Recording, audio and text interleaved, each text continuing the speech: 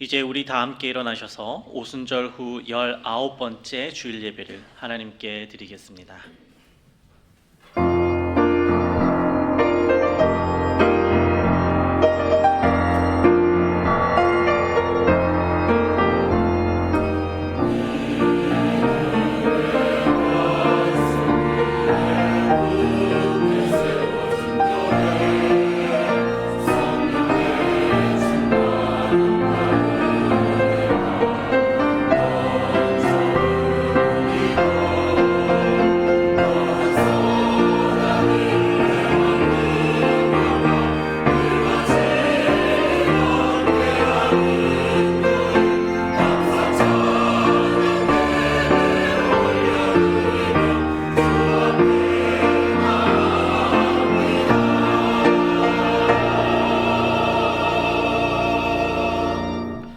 나의 왕 나의 하나님 만군의 여호와여, 주의 제단에서 참새도 제 집을 얻고 제비도 새끼둘 보금자리를 얻었나이다. 주의 집에 사는 자들은 복이 있나니 그들이 항상 주를 찬송하리이다. 하나님은 영이시니 예배하는 자가 영과 진리로 예배할지니라.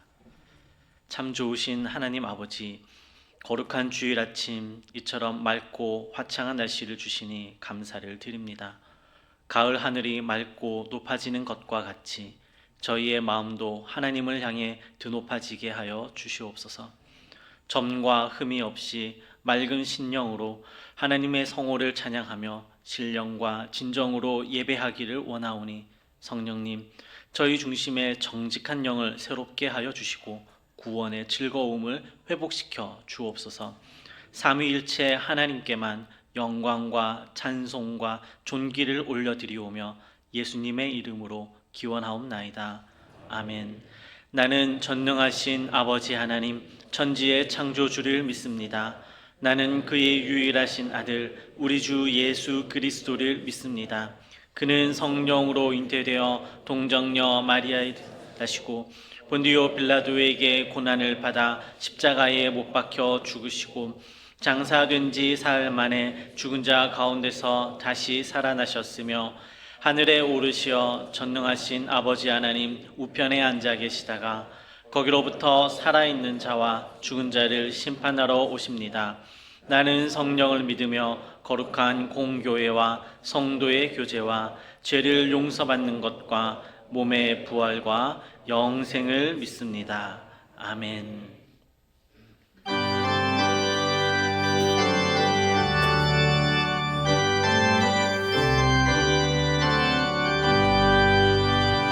지난 일의 동안에 예수 인도했으니 주의 전에 모여서 항상 찬송합니다.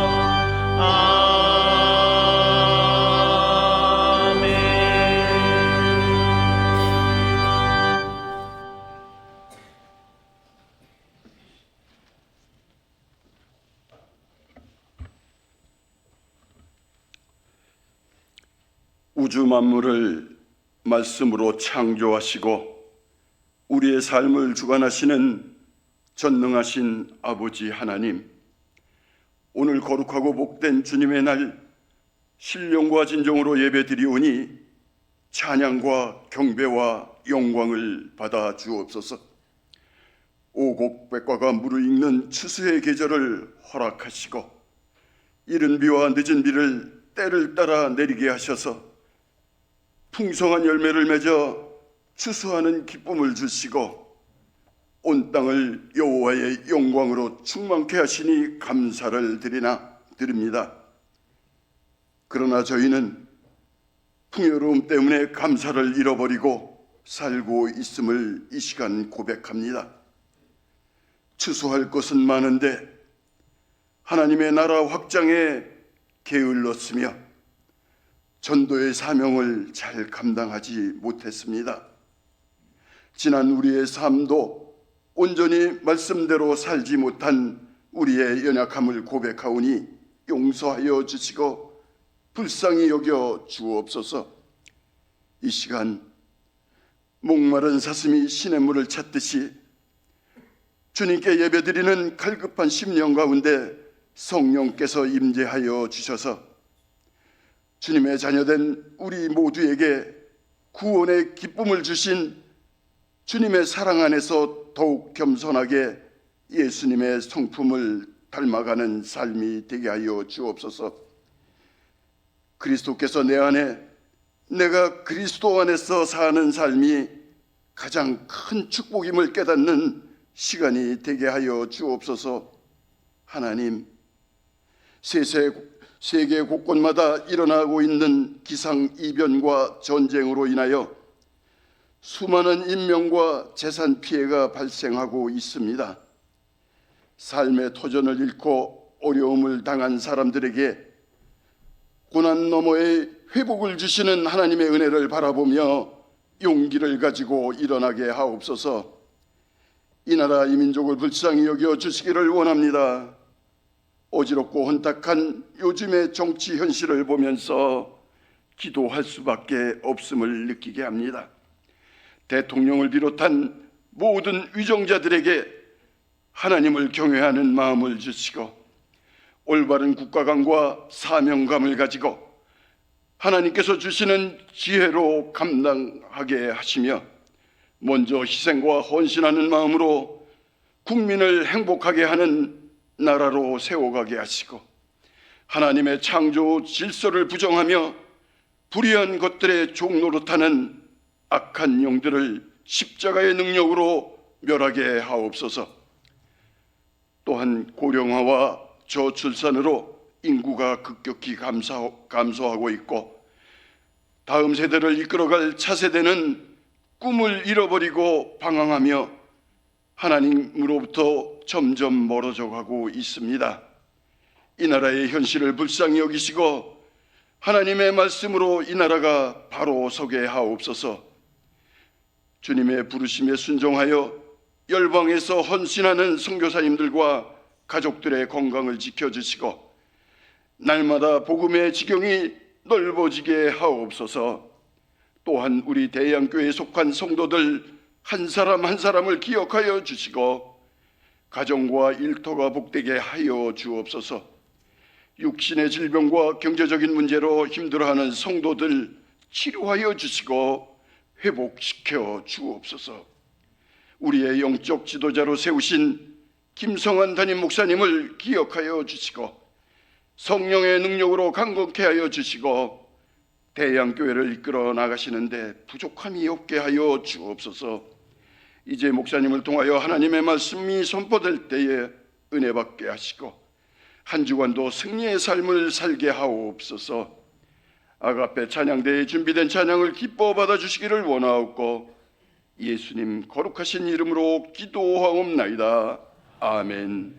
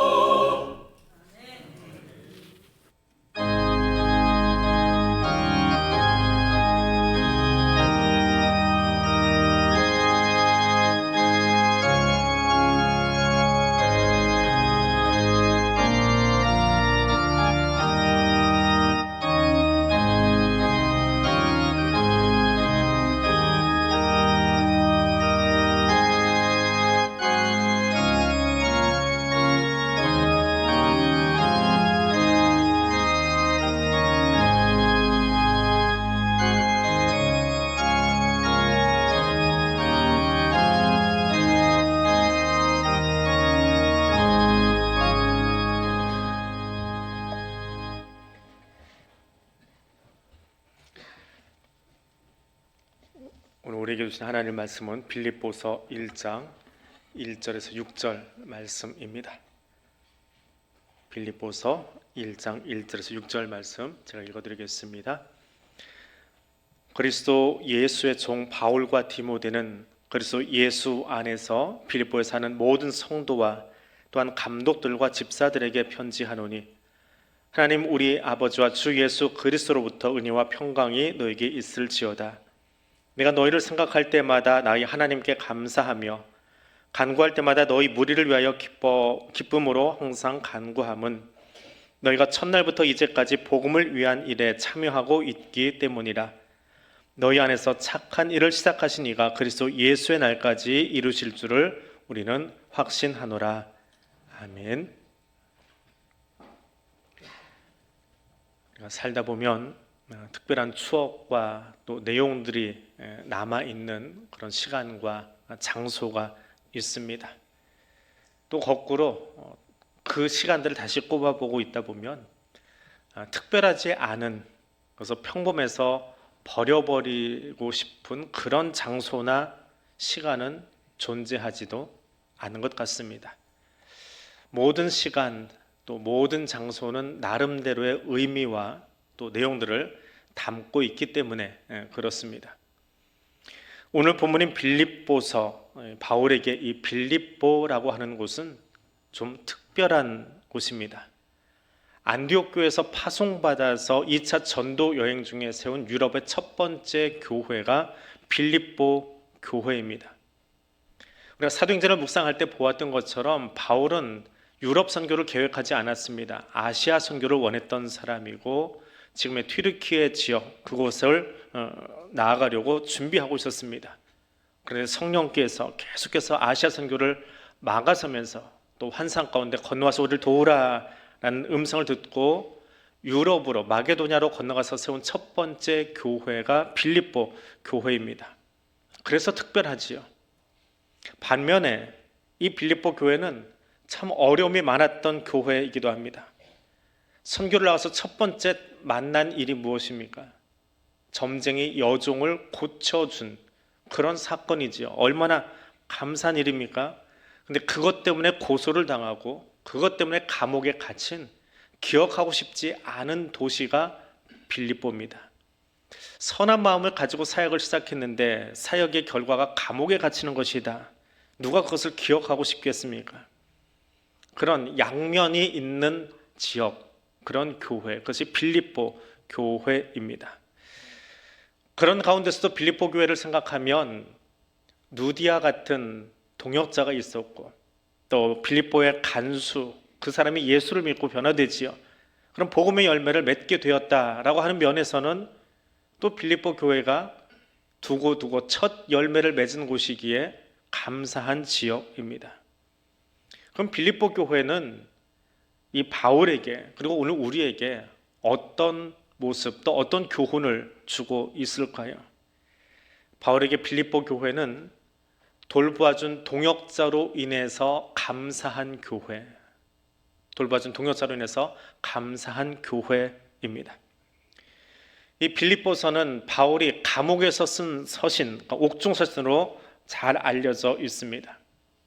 누군가 권세를 잡고 힘이 있고 권력이 있으면 그냥 가만히 있어도 옆에 사람이 따라붙습니다. 그저 줄 서기 위해서, 아첨하기 위해서 떡고물 바라고 그렇게 사람들이 모여듭니다. 그런데 거꾸로 파산하고 나면, 쫓겨나고 나면 있었던 사람, 어제까지는 충신이었던 것 같은 사람들까지도 하루아침에 나 몰라라고 등 돌리는 것이 세상의 모습입니다. 바울이 지금 감옥에 갇혀 있습니다. 승승장구하는 선교사가 아니고 감옥에 갇혀 있습니다. 누가 갇혀 있습니까? 수많은 사람들이, 바울의 동역자들이 다 떠나갔습니다. 그런데 오늘 성경을 보니까 바울과 디모데가 편지한다라고 적혀 있습니다. 디모데가 떠나지 않고 그 옆을 지키고 있었다라고 하는 것입니다. 바울은 그 디모데와 함께 편지를 씁니다. 누구에게요?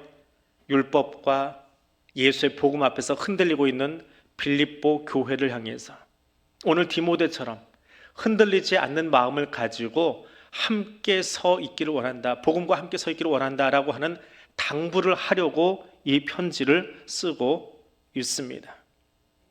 그 빌립보 교회는 이런 사람이 있지요. 로마의 관직을 잃어버릴 것 각오하고 예수 믿는 간수장이 있습니다. 남성 중심의 사회 속에서 교회를 세우겠다고 그래도 자기 치마폭 다 팔아서 수고하고 애쓰고 있는 누디아 같은 여성 헌신자가 있습니다. 그것이 빌립보 교회입니다. 보면 빌립보 교회는 평안함으로 세워지지 않았습니다. 어려움 속에 선교사가 감옥에 갇히는 와중에, 그리고 첫 열매라고 해봐야 그 남성 중심 사회에서 힘 있는 어떤 권력자도 아니고 세상에서 돈 잘 버는 그런 사람도 아니고 까딱하면 관직 잃어버릴 만한, 그저 사람들에게 별로 눈에 띄지 않는, 우리에게는 유명한 이름이지만 당시에는 별 볼 일 없는 한 여인, 그래서 그 사람이 교회의 전부인 그런 어려움입니다. 그런데 그 어려움 속에서도 바울을 돕고 있는 사람이 거기 있었다라고 하는 겁니다. 목회를 돌아보니까 목회가 그렇습니다. 실력으로 하는 것도 아니고 사람 많다고 사람하고 하는 것 더더욱 아닙니다. 아내하고 늘 하는 이야기가, 목회를 지나놓고 보면, 오늘도 지나놓고 보면 또 똑같은 이야기를 할 겁니다. 오늘도 은혜였다, 은혜로 하루가 끝났다라는 말들을 곧잘 하고 합니다. 근데 그 은혜다라고 하는 말 뒤에 숨어있는 또 다른 이야기가 있어요. 은혜였다라고 말하면 그 안에는 사람이 있습니다. 누군가 그 은혜를 느낄 수 있도록, 경험할 수 있도록 도와주고 함께했던 동역자들이 그 안에 있었기에 그것을 하나로 버무려서 은혜였어, 오늘도 은혜였고 지나간 시간도 은혜였어 라고 그렇게 이야기를 합니다. 언젠가도 한번 말씀드렸던 것 같은데, 갓 안수받고 교회 부임해서 첫 번째 장례 집례할 때요, 이제는 너무 익숙해져 버린 일인지 모르겠지만 처음에 장례 집례할 때는 메모지를 들고 해도 기억이 안 나요. 기억이 안 나는 게 아니라 메모지가 눈에 들어오질 않습니다. 워낙에 긴장을 하니까 메모지에 무슨 글자를 써놨는지 보이지가 않아요. 평상시에는 보일 만한 그런 크기로 써놨는데 깨알 같아서 보이지가 않아요. 순서가 보이질 않아요.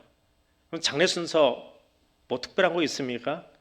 근데 초짜 목사한테는 모든 순서가 다 특별해요. 모든 게 다 낯설어요.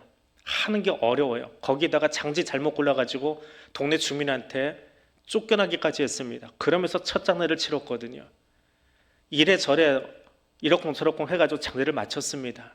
그리고 돌아섰는데 가운을 벗으려고 후크를 이렇게 풀고 있는데요, 우리 교구 권사님 뒤에 오셔가지고 등을 토닥토닥 하면서 그러시는 거예요. 담임 목사님이 안 가시는 바람에 처음 장례를 집례했는데, 우리 김 목사 장례 처음이구나, 힘들었지, 괜찮아, 우리가 같이 기도해 주잖아 하고 등을 토닥이시는데요, 내 등이 그렇게 젖었는지 그때는 몰랐거든요.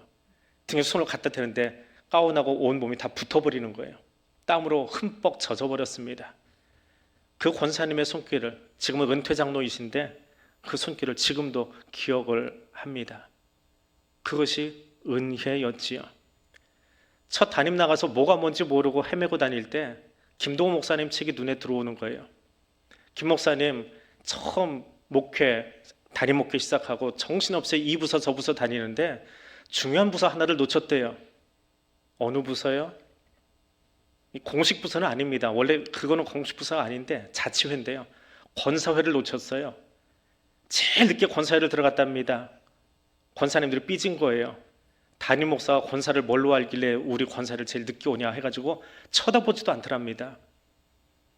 그래서 김동호 목사님 뭐라고 해야 돼요? 할 말이 없어 가만히 권사님도 얼굴 쳐다보고 있다가 딱 한마디 던졌답니다. 책 속에 있는 글이에요. 누님들 왜 그러세요? 그 다음부터 교회 일만 생기면, 누가 목사님한테 싫은 소리만 하면 여기서 불쑥 저기서 불쑥 권사님들이 나와서 방어를 해주는 거예요.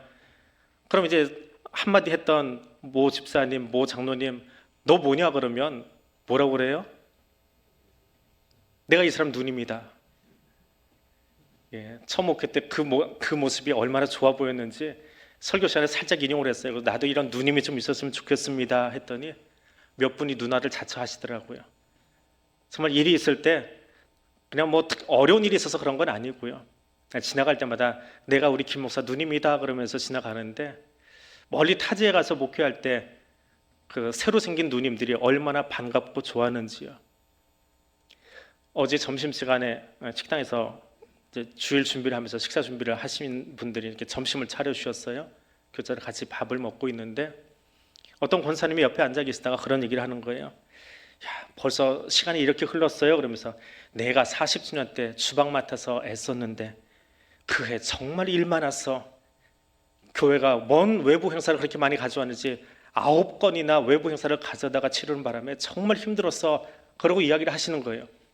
권사님 이야기는 이쪽으로 들으면서 무슨 소린가 하고 제 핸드폰을 열었습니다. 핸드폰에 일정이 다 들어가 있거든요.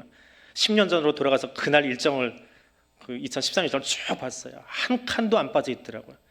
뭔 신방은 그렇게 많고, 그해 위임식도 했고요, 그해 노회도 오랜만에 유치를 했고요, 뭐 시차례도 하고요, 뭔 열심히 했었는지 체육대회도 여기 학교에서 안 하고 하남 체육관을 갔던 해가 그 해였어요.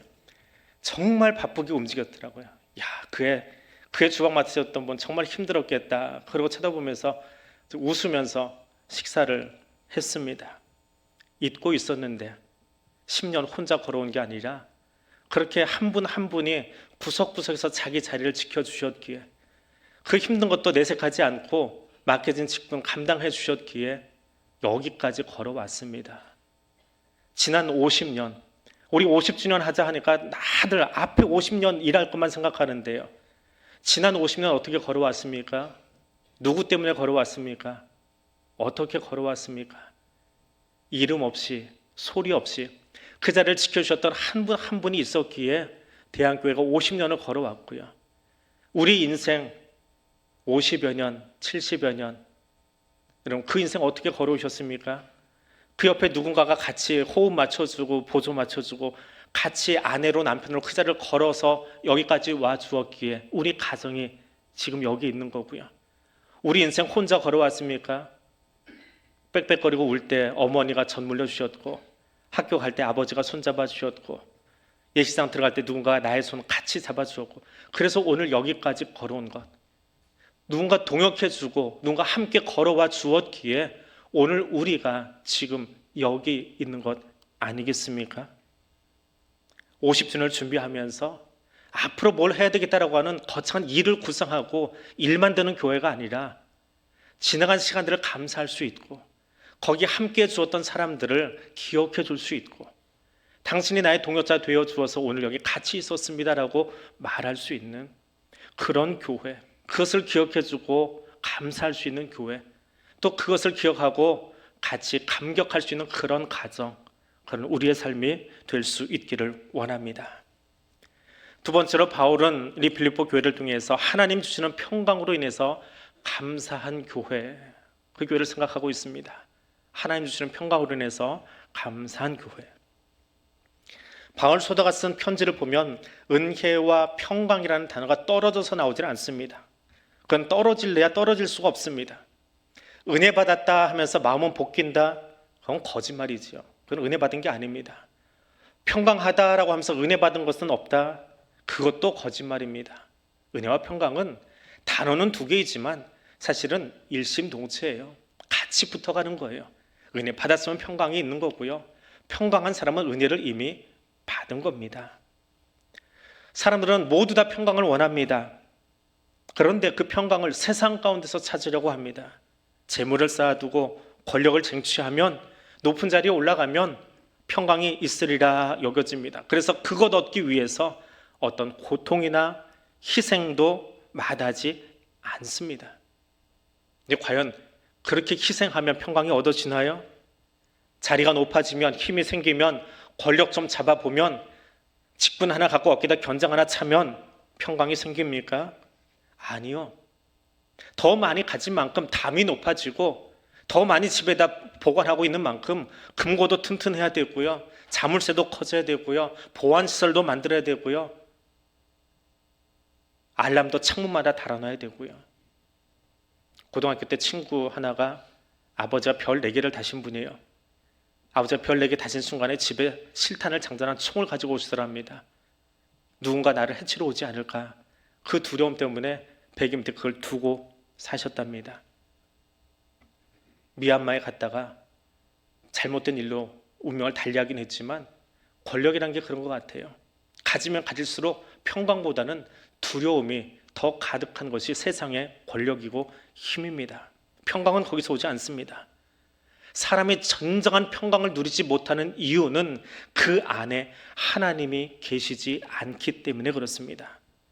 하나님의 은혜를 누리지 못하기 때문에 평강을 누리지 못하는 겁니다. 은혜가 없으면, 하나님의 은혜가 없으면 죽음만 기다리는, 심판만 기다리는 자 될 수밖에 없습니다. 인간에게 죽음의 공포만큼 두려운 것은 없습니다. 우리가 평강을 누리는 것은 우리를 심판하시는 하나님과 화목해야, 우리의 죄의 문제가 해결되어야 평강을 얻을 수 있습니다. 그 평강은 우리가 열심히 공부해서 노력해서 애써서 수고해서 얻을 수 있는 것이 아니라 하나님이 주셔야 얻을 수 있는 겁니다. 우리가 수요일날 묵상하는 이사야서에 이사야가 소명받던 장면 한 번 더 기억해 보십시오.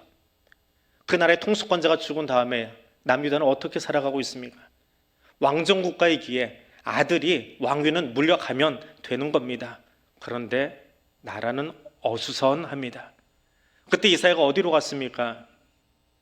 하나님 전으로 갔지요. 지금 여러분처럼, 지금 저와 여러분처럼 시간 구별하고 이 땅 살아가는 방식에 내게 있지 않고 하나님께 있습니다. 그것 알기에 하나님의 전으로 나갔습니다. 기대하고 나갔어요. 그리고 기대한 만큼 하나님은 놀랍게 그에게 환상을 보여주십니다. 여러분, 기대하고 예배 자리에 나왔는데, 하나님 만나고 싶어서 나왔는데 오늘 하나님이 여러분에게 환상 보여주시고 만나주시면 어떻겠어요? 기분 좋을 것 같지요. 근데 이사야는 그러지 않았어요. 기대하고 나간 자리예요. 이 어려움 가운데 이 나라의 방향, 우리의 인생의 방향 하나님밖에 없습니다. 기대하고 기도하고 성전에 나가서 하나님 앞에 엎드렸더니 하나님의 환상을 보여주신데 이사야의 첫 일성이 무엇입니까? 화로다 나여 망하게 되었도다. 나는 입술이 부정한 사람이요 부정한 백성 중에 거하면서 거룩하신 하나님을 배웠다. 망했다라는 말입니다. 이것이 우리의 실존을 아는 사람들의 외침입니다. 우리가 죄악 중에 거하고 있기 때문에, 우리는 죄인이기 때문에 하나님 만나면 살아남을 수가 없는 거예요. 죽는 일밖에 없습니다. 그런데 그 순간, 바로 그 순간에, 자기 실존을 깨닫는 바로 그 순간에 하나님의 은혜가 주어집니다. 하나님이 제단에는 숯을 이사야 입술에 갖다 대시면서 말씀하십니다. 내 악이 제하여졌고 내 죄가 사하여졌느니라. 이사야가 노력해서 얻었습니까? 기도 많이 해서 얻은 겁니까? 헌금 많이 해서 선물로 받은 보상입니까? 아니요. 하나님이 선물로 주신 거예요. 나는 망했다라고 이야기하는데 하나님은 선물로 내 죄가 사하여졌다. 더 이상 그 죽음의 문제 때문에 두려워하지 말라고 그에게 평강을 선물로 주신 겁니다. 평강은 하나님이 허락하셔야 합니다. 하나님이 우리에게 주기 원하시는 것은 심판으로 인한 두려움과 공포가 아닙니다. 평강과 기쁨입니다. 하나님이 주기 원하시는 평강이 오늘 여러분의 가슴 속에 충만하기를 예수 그리스도의 이름으로 축복해 드립니다. 세 번째로 바울은 빌립보 교회를 바라보며 서로를 향한 인사로 인하여서 감사했다라고 말합니다. 서로를 향한 인사입니다. 빌립보서만이 아니라 바울의 모든 서신서는 비슷한 유형의 그런 순서를 가지고 기록되어 있습니다. 특별히 빌립보서를 바라보면 그 인사의 아름다움이 얼마나 풍성한지를 우리가 볼 수 있습니다. 바울은 지금 감옥에 갇혀 있어요. 에베소에 있는 감옥에 갇혀 있습니다. 그래서 옥중 서신입니다. 감옥에 갇혀 있을 때 밖을 내다보면 어떤 마음일까요? 저기 핀란드인가요? 거기는 감옥이 개방형이라고 하는데 대부분의 감옥은 폐쇄형이지요. 거기서 밖을 내다보면 자유롭게 거닐고 있는 사람들이 부러울 겁니다. 군에 막 입대했어요. 영천에 사관학교 들어갔을 때 교육자실에서, 그러니까 군에 갈 때는 아직 그 사역을 시작을 안 했을 때예요. 교회 학교 교사로 있다가 들어갔는데 그래도 학교 선배님들이시죠. 전도사님들, 목사님들, 교육자들이 편지를 연서라고 그래요. 한 장에다가 여러 명 같이 써서 보내는데 글을 이렇게 쭉 써서 편지를 한 통 보내주셨어요. 위문 편지를 보내신 거예요. 근데 제일 선임 목사님이 제일 선임 목사님이 그 특전사 하사관 출신이신데 편지 제일 첫말에 딱 이렇게 쓰신 거예요. 김 선생, 훈련 힘들지요? 행군하다 보면 길가에 앉아서 꼬리 흔들고 있는 강아지가 부러울 겁니다. 이게 누구 약 올리는 것도 아니고요. 당신이 특전사 하사 출신하고 갔다 오기만 해봐라. 내가 군기자님들 막 농담하면서 군대로 보내셨거든요. 근데 그걸 읽는 순간에 이 사람 약 올리나, 이 목사님이 참 해도 너무하네. 은혜 받으세요. 뭐 기도하겠습니다. 이것도 아니고. 근데 사람이요, 눈하고 머리가 참 따로 놀아요. 편지가 그 문장이 딱 있고 한 줄이 비었어요. 칸을 넘어간 거예요. 근데 머릿속으로 그 짧은 순간에 5만 가지 생각을 한다고 하잖아요. 약 올리나 그 생각을 하면서 그 다음 행간을 탁 넘어간 거예요. 그 다음 문장이 뭐냐 하면 그 훈련 잘 마치고 멋진 장교되어 만납시다. 선생님이 군에서 나라를 잘 지켜주고 있기에 우리는 편안한 마음으로 목회 잘하고 있습니다. 한 줄 비워놓은 거기를 눈으로 넘어가면서 나는 딴 생각을 한 거예요. 근데 그 딴 생각을 하고 그 다음 문장을 읽는 순간에 내가 지금 여기 왜 있어야 되는구나. 군인으로 여기 있는 것이 밖에 있는 사람들에게 어떤 의미구나 라고 하는 것을 생각하게 됐어요. 재미있는 편지이기에 그 문장이 지금도 기억이 납니다. 인사한다라고 하는 것은 내 안부만 이야기하는 것이 아니지요. 또 인사는 상대방의 안부만 묻는 건 아니에요. 나는 알려주지 않고 넌 어떠냐 그것만 묻는 것도 인사는 아닙니다. 요즘 읽고 있는 책에 이런 책이 하나 있어요. 한동일 교수라고 바티칸 대법원의 변호사로 지금 수고하고 계시는 캐톨릭 성도분이신데 라틴어 수업이라고 하는 책이 있습니다. 한국인이면서 이태리어도 배우고 라틴어도 배우고 유럽어도 배우고 유럽 역사 배우고 교회법 배워서 바티칸의 변호사가 됐으니까 정말 대단하신 분이에요. 그분이 서강대에서 라틴어 강의를 하시는데 그 수업이 얼마나 좋은지 일반인들도 청강학으로 막 학교를 쫓아간대요.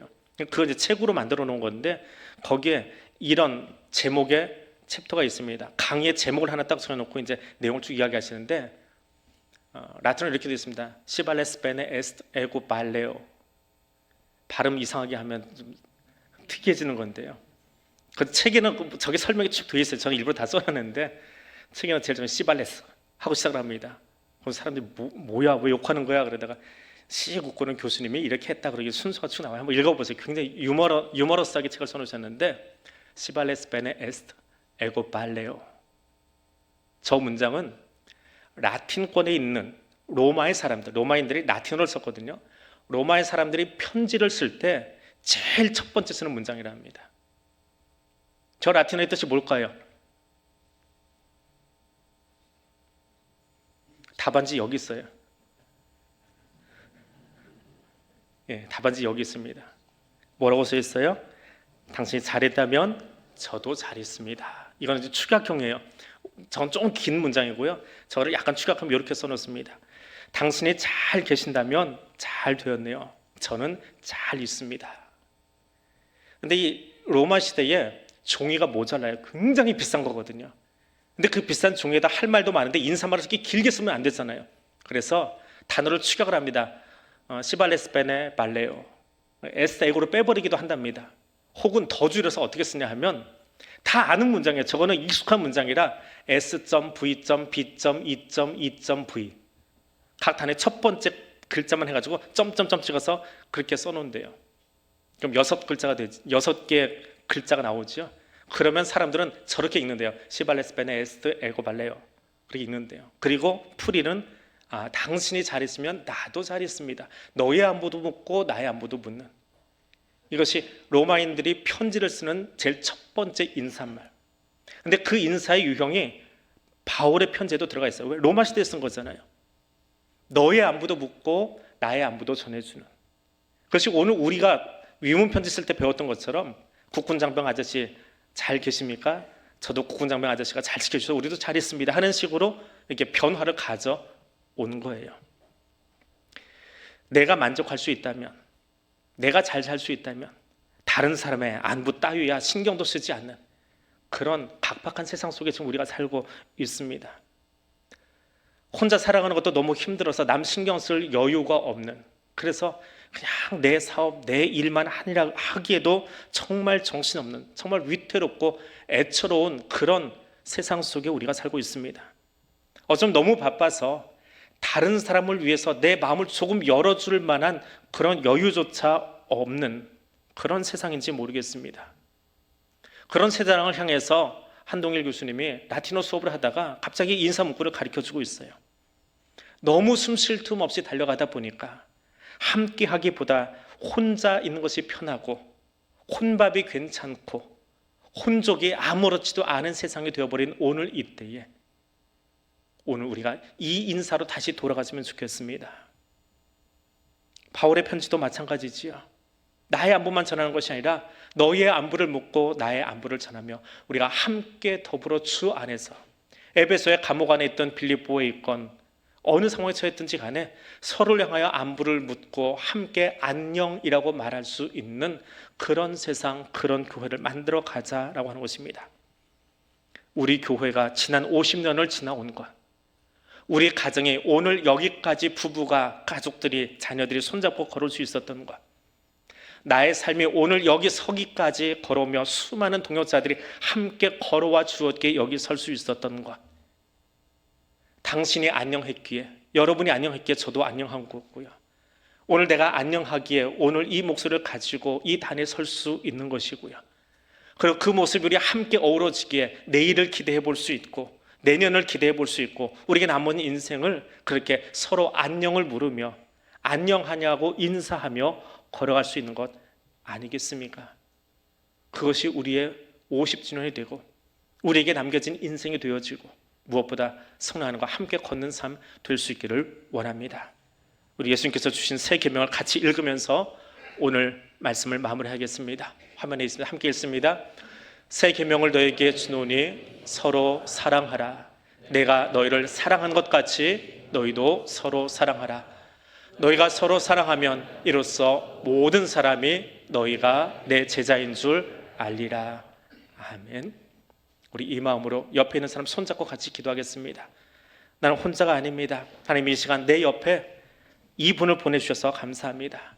내가 손잡은 이 사람 축복하며 기도하게 하시니 하나님 감사합니다. 우리가 손잡고 함께 걸어가겠습니다. 교회 안에서 동역자된 이 사람의 손을 잡고, 가정에서 우리 사랑하는 남편과 아내와 자녀들의 손을 잡고, 내 인생 속에 친구로 보내주신 이 사람들의 손을 잡고 하나님 걸어가겠습니다. 이 손이 사랑의 손잡음이 될 수 있도록 인도해 주옵소서. 우리 함께 기도하겠습니다. 사랑의 하나님 감사합니다. 당신이 잘했다면 나도 잘 있습니다. 우리의 안녕과 평강을 위해서 보혜사 성령님을 보내주시고 지금 이 자리에 찾아오셔서 우리의 손 잡아주시고 우리의 어깨를 잡아주시고 혼자 앉아있지 않게 하시고 혼자 외롭게 놓아두지 아니하시고 찾아가 함께 손 잡으며 함께 얼싸 안으며 우리가 한 동역자됨을, 한 교회됨을, 한 가정임을, 한 가족 구성원임을, 하나님 앞에서 한 가족임을 함께 알 수 있도록 도와주시니 감사드립니다. 손잡은 이 사람을 축복합니다. 손잡은 우리 교회를 서로 축복합니다. 손잡은 우리 공동체를 함께 축복합니다. 그리고 잡은 이 손이 주 안에서 놓지 아니하도록 보혜사 성령께서 나와 세상 끝날까지 함께 하심과 같이 우리도 함께 손 잡으며 기쁨 가운데 걸어갈 수 있는 믿음의 동역자들, 믿음의 친구들, 믿음의 가족들 될 수 있도록 성령님 우리와 함께하여 주옵소서. 주님께서 바울을 통해 빌립보 교회 성도들에게 안녕을 물은 것처럼 또한 빌립보 교회 성도들의 그 안녕을 바울이 들으며 기뻐했던 것처럼 오늘 우리도 교회 안에서, 가정 안에서, 이 민족 안에서, 열방 가운데서 서로의 안녕을 물으며 감사하며 축복할 수 있는 그리스도의 사람들 되게 하여 주옵소서. 사랑의 하나님, 죄로 말미암아 끊어진 하나님과 우리 사이를 화목제물 되신 예수 그리스도의 십자가 은혜로 하나 되게 하시고 십자가 은총으로 화평케 되는 선물을 주시니 감사합니다. 이 은혜를 기억하며 서로 사랑하라 하신 말씀에 의지하여 오늘 여기까지 우리 교회가, 우리 가정이, 나의 삶이 이어져 온 것을 감사드립니다. 동역자로 인해, 가족으로 인해, 친구들로 인해 감사합니다. 주신 화평의 시간으로 인해 감사합니다. 서로의 안부를 묻는 평강의 자리를 허락하여 주시니 감사합니다. 주님의 은혜입니다. 주의 은혜로 걷습니다. 주의 은혜로 이끌 시간들을 기대합니다. 예수님 이름으로 기도드립니다. 아멘.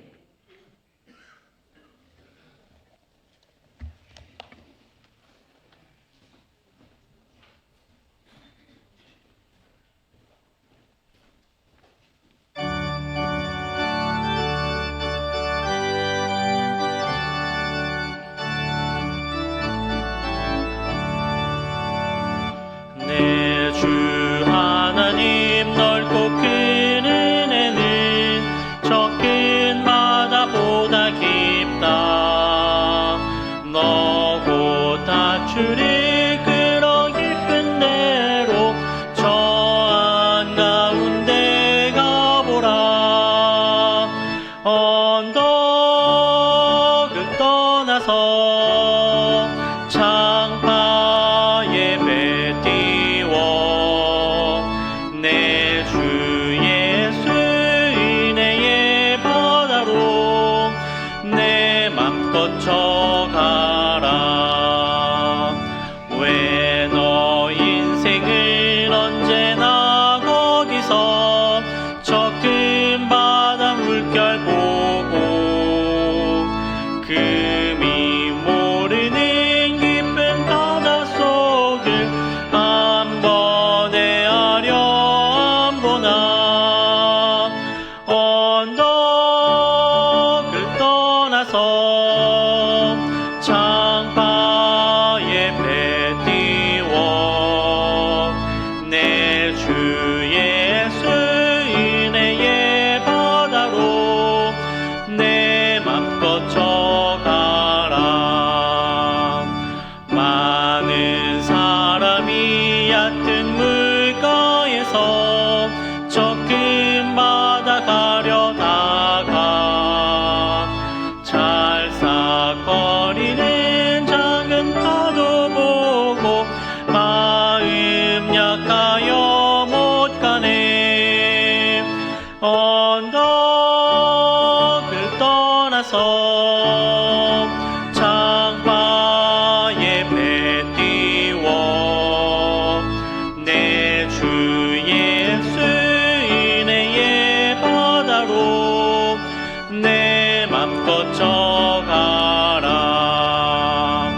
자 곧 가거라. 이제 곧 가거라. 저 큰 은혜 바다 향해. 자 곧 내노를 저 깊은 데로 가라. 망망한 바다로. 언덕을 떠나서 창파에 배 띄워 내 주 예수 은혜의 바다로 내 맘껏 져가라.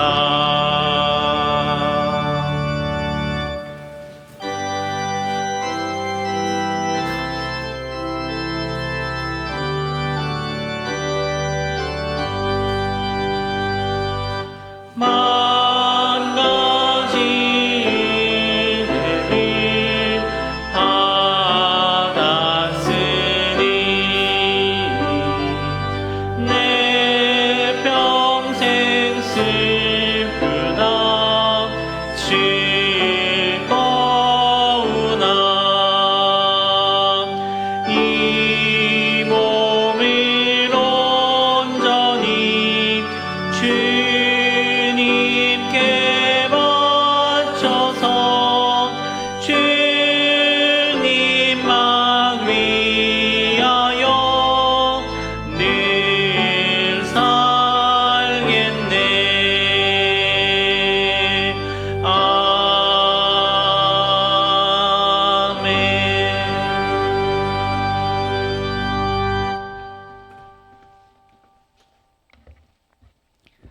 사랑과 은혜의 하나님, 감사합니다.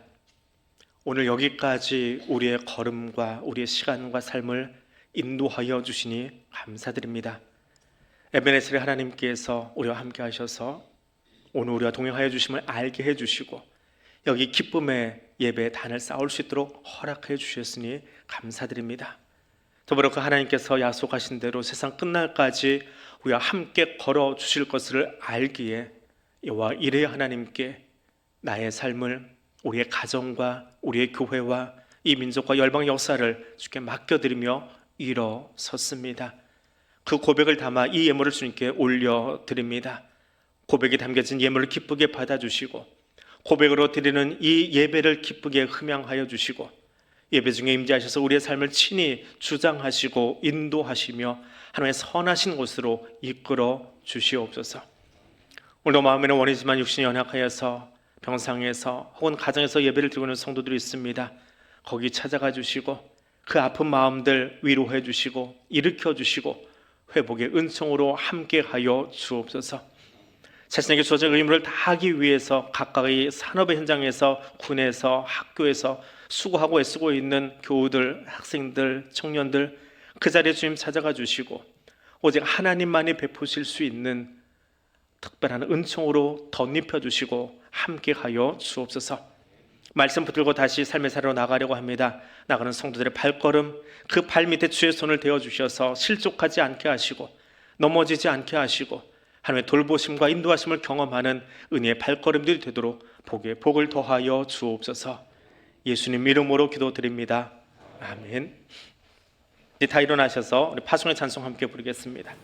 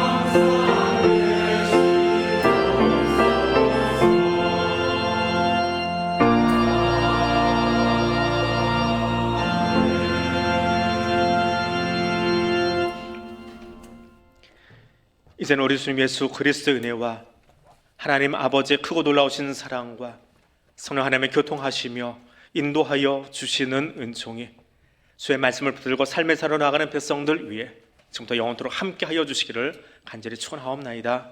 아멘.